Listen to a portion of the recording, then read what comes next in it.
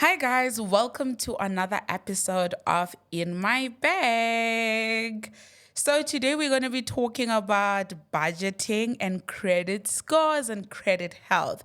But before I go into that, the question still stands. Are you withdrawing from the two-pot system or not?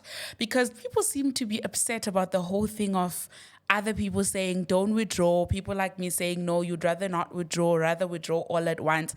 Like, people chopped me off on TikTok. I was like, what's going on here? Because everybody's like, this is my money, I'll do whatever I want to do with it. I mean, it is your money. So today we are going to discuss how you can make wise financial decisions, right, through budgeting and maintaining a good credit score. Please note that this is not financial advice. It does not constitute financial advice because I am not a financial advisor or expert. I'm just sharing experiences from lessons learned and lived experiences. So today we're going to start off with discussing what a budget is. But before I go into that, 69.7% of you guys are not subscribed to the channel, but you're watching the videos. If any of the videos have changed your life or your perspective or have taught you something, please kindly subscribe, like, share, and comment.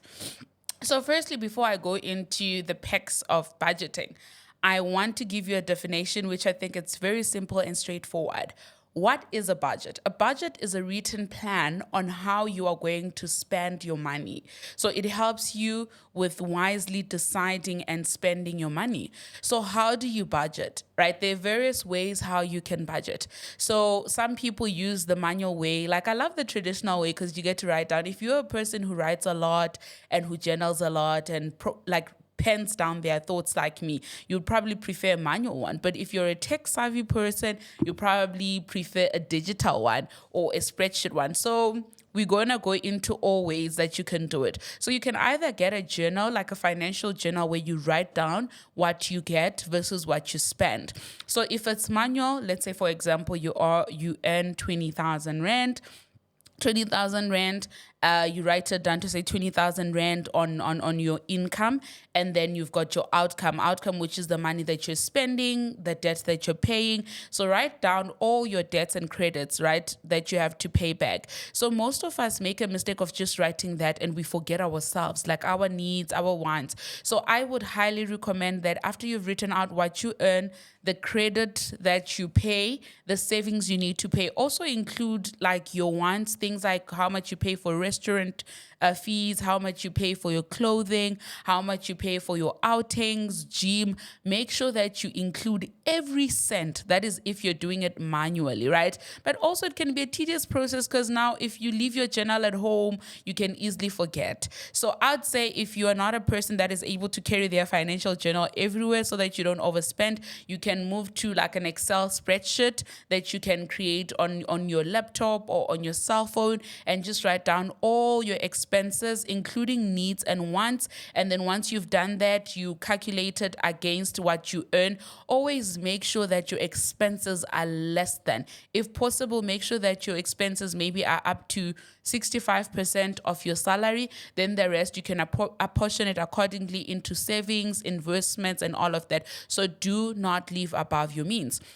So if you can't work with the Excel spreadsheet, because if you're like me, I know Excel can be very dribbling. So it's not always friendly to use Excel. You've got, I don't know if you guys know her. Most of us know her in SA because we follow her for her good financial tips and stuff. Nobuhle Khumalo has a Get Ready With Me work edition, Get Ready With Me work edition, where she has this beautiful written out example of a budget. So she gives like a practical example where she writes down every single thing that she has to pay for or she has to spend on, as well as her income, side hustles and stuff. It's so simple. You can use that template as your method as well.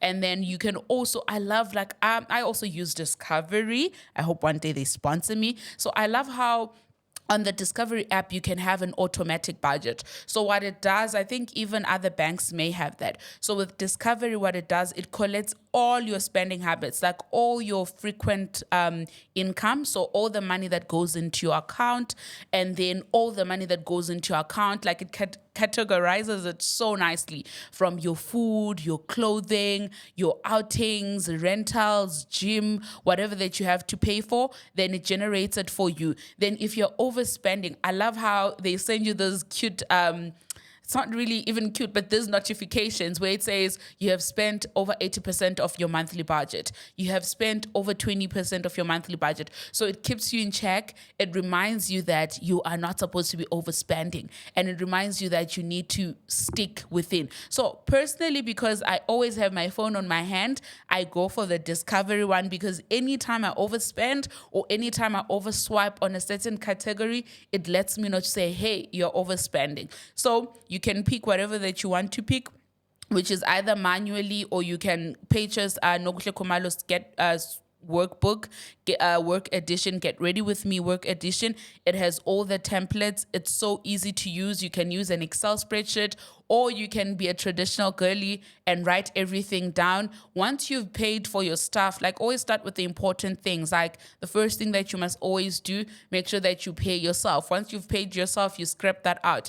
Then you go into important debt, like your rent, if you're paying rent, your mortgage, if you're paying for mortgage, and then you go into water and electricity, then you go into groceries.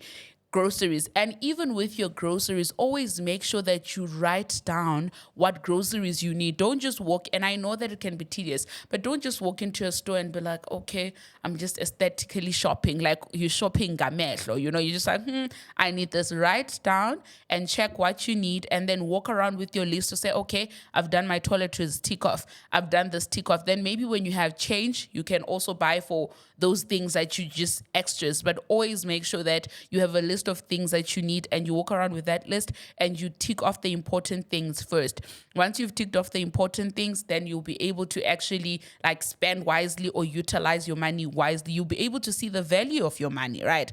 So now that we know how we're budgeting, and we know there are various methods on how we can budget, we're going into your healthy credit or healthy financial status. So many of us obsessed with credit score. What's your credit score? How's your credit score doing? Right. So I think it's important, before we even go into trying to go into debt, paying debt, and all of these things, it's important that we understand what a credit score is and why it's important, and what we can do to actually improve our credit score. Before I even go into that, I want you to know that credit score is just but a number, although it does impact or factor into when you want to borrow money, when you want to make certain purchases. But I would really say focus on good health, financial health, or good credit health. Just don't focus on the score. Focus on your overall financial health. Just ensure that you have good money habits, and you're making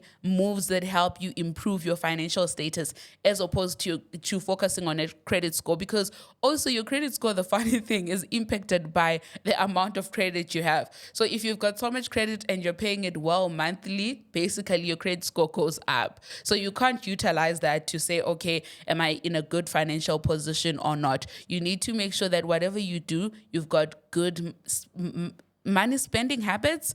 You spend your money wisely, basically. So let's go into it. What is a credit score? Right. So a credit score is an evaluation of how well or badly you pay your bills or your credit. It tells you in a single number what your credit report says about your credit management. So basically, it's more about how you manage iskoloto. So it's not really saying, oh, because I've got a high credit score, it means I'm in a good financial position. It could actually be a scam or a trap, because what it basically means is, it means you are managing your credit well. In the first place, we're not supposed to be in too much credit. We're supposed to focus on just getting good credit. So before I go into the depths of credit scores and stuff like that, always make sure that your credit is good credit. Good credit is considered as credit like your car is middle, but usually your mortgage bond, because it's hard for many of us in South Africa to buy houses cash, and your car, it's hard for us to buy cars cash. Anything beyond that, you can you can live with that. There's no need for you to be on a cell phone contract unless you're trying to build your credit score, or unless, I don't know why you'd be on a cell phone contract, because I feel like it's a loop. It keeps you there. You're like, okay, I'm gonna pay off in 36 months. At month 27, they offer you another cell phone, and it's a brand new look or model. And then you're like, okay, let me go for it. I think I'm gonna love this. And then once you do that, you actually keep on going into that debt over and over again. So always make sure that you're very smart and strategic in the type of credit or in the type of debt that you commit to, because you can find yourself in bad debt. Even clothing accounts, guys, don't go there, especially if you're a person who loves fashion, you're a person who loves dressing up and all of that, because you'll find yourself in a loop whereby you are in over 20K clothing debt. And I think that doesn't make sense, because I mean, also clothes are expensive. So you can find yourself easily being on 50K debt, whilst you could maybe find yourself a secondhand car, or find yourself investing that 50K. So always be careful. The less credit or the less debt you have, the better. So what is a good or a healthy credit score in South Africa? So according to TransUnion, it's between 610 to 820. So you must have at least 610 at minimum. So it goes all the way to 820. I haven't seen or heard of a credit score that's beyond 820. I don't know what exactly you'd be doing where you go to all the way above 820, but that's how it looks like. And then why is it important that you have a good credit score or a healthy credit score? So a credit score is determined or used to check if you qualify for a certain debt or a certain credit. So why they use this score? They use this score because they want to see how well you pay back debt. Because I mean, if I'm going to borrow you my money, or I'm going to borrow you a certain asset, I need to know that you're going to bring it back. So the only way I can know that you're going to bring it back is if I have a point of reference, is if I can go back and look and say, oh, okay, this person used to be on a gym contract, they never missed any payment. Or this person used to be on a clothing account, they've never missed any payment. They've consequently, for the past 6 months or the past 12 months, they've paid their bills on time all the time, right? So usually credit scores are used. Now I've heard that sometimes it doesn't really matter. They actually look at your financial health. So your financial health being what amount are you left with after all your deductions? Are you left with a good amount that is able to sustain you, that is able to help you meet your other needs and wants that are not long-term or short-term debt or credit, right? So it's important that you have, like I said earlier on, it's important that you have good financial status. Yes, it's important that you have a good credit score as well, but start with your financial status and then move to a good credit score, because some institutions do check to say, okay, how well does she pay debt back? But also they do consider other factors to say, how much do you get paid? After all the deductions, how much are you left with? Are you able to sustain yourself and all of that? So usually credit score would be utilized mostly when we're buying cars. So apparently when you're buying cars, when you have a good or a higher credit score, or a person who's had like maybe, let's say you've got a mortgage bond and you've been paying it for like 6-7 years and you've been paying it so well, you've never missed any of your payment. That puts you in a good position, and that helps your interest lower, because they know to say, okay, this person is not high risk, because they do check to say, what risk are we putting ourselves into if we borrow this person car finance, or if we borrow this person housing finance, or if we give this person a personal loan or credit card, what risk are we at? Because some people can just go into that debt or go into that credit and then never pay it back. So if your credit score is high because you've been paying your bills so well and you've been managing your previous credit so well, then it means you are likely to get less interest, or you are able to negotiate for a lesser interest, even in terms of insurance, even in terms of people, institutions willing to borrow you money. You're at a higher chances of getting personal loans, credit cards, and etc. So always make sure that if you go into a debt, whether it's a good debt or a bad debt, of which I don't recommend bad debt, always make sure you don't miss payment. If you find yourself in a predicament, because like sometimes life happens and we can't control certain things, like COVID happened, always contact an institution and be like, hey guys, I usually pay such on the 25th, but I'm finding myself in a bad financial position. Can I make an arrangement that I pay within the next 7 days or within the next 20 days? Then they note it on the system. It doesn't look like you just absconded or you just decided not to pay your debt, right? And then another thing that I just wanted to squeeze in, guys, do not go into debt canceling. I've realized that, I don't know if it's just me, you just get these calls where they're like, hey, we want to reduce your interest rates. If you've been paying for anything, we want to we want to reduce your interest rates. Are you interested? You make a mistake, you accept, and you go into debt canceling. It blocks you from borrowing anything from anyone because you are basically saying you cannot manage your finances. So always be careful of that. No matter, okay, maybe for some people debt canceling can work and all of that, but I would say if the going gets hard, make personal arrangements with your creditors to say, hi guys, I can't pay this at such a time, but I'll pay it eventually at such a time, right? And then also it's important, I can't emphasize this enough, don't just focus on the number that you're seeing to say, oh my God, I've got a credit score of 730. Always make sure that your credit score matches your actual financial health. So if you've got a good credit score, also make sure that you have good financial health, you have savings, you have a pension fund, because it has become really important if we're going to build financial wealth or financial wellness. And then also make sure that you have got savings, make sure that you've got investments. When we're looking at investments, you can easily go into easy equities, which is something we can discuss later. Not in this video though, a video on its own. But yeah, always make sure that you are in a good financial standing or you are in a good financial position. Don't just focus on the number that you're seeing on the credit score. So there are different institutions that offer your credit score. Sometimes you can easily see it on certain banking apps, depending who you bank with, or you can see it with Experian, you can see it with TransUnion. And again, also be mindful of just randomly applying for loans, right? Because also that impacts your score. So if there are hard queries against your profile, that actually decreases your credit score. Also, don't be borrowing money back to back. So always make sure that, let's say maybe you've borrowed money now, let it pass maybe 12 months or 6 months so that there isn't a hard query against you, right? And then we come to the hot question. How do you build a good credit score?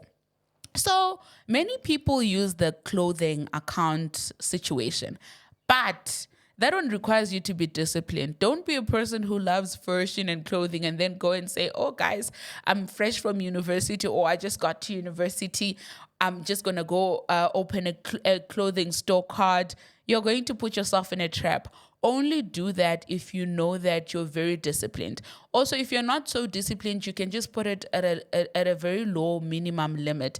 Maybe you go to a particular clothing store and say, hi guys, I'd like to make an application. If they approve you, then you say, please do not max it over 1,000 Rand or do not max it over 700. Then you pay that 250 or that 300 Rand over a month. I'd say a good one, I've heard a lot of people saying a good one is Rage, because you're able to like put it at a max of 500 Rand. Then maybe you can get a pair of shoes here and there. You make sure that whatever you do, make sure that you have an account that allows you to set at a minimal amount. So don't over exaggerate and be like, okay, my max is going to be 10,000 Rand, because then you're going to shop until you get to 10,000 Rand. Then you have a situation where you can't close off that account, or you keep on paying it up and then you're in a loop like me, I am on my credit card. You pay it up and then you use it, pay it up and then you use it. So it's important that you're in check with those things, right?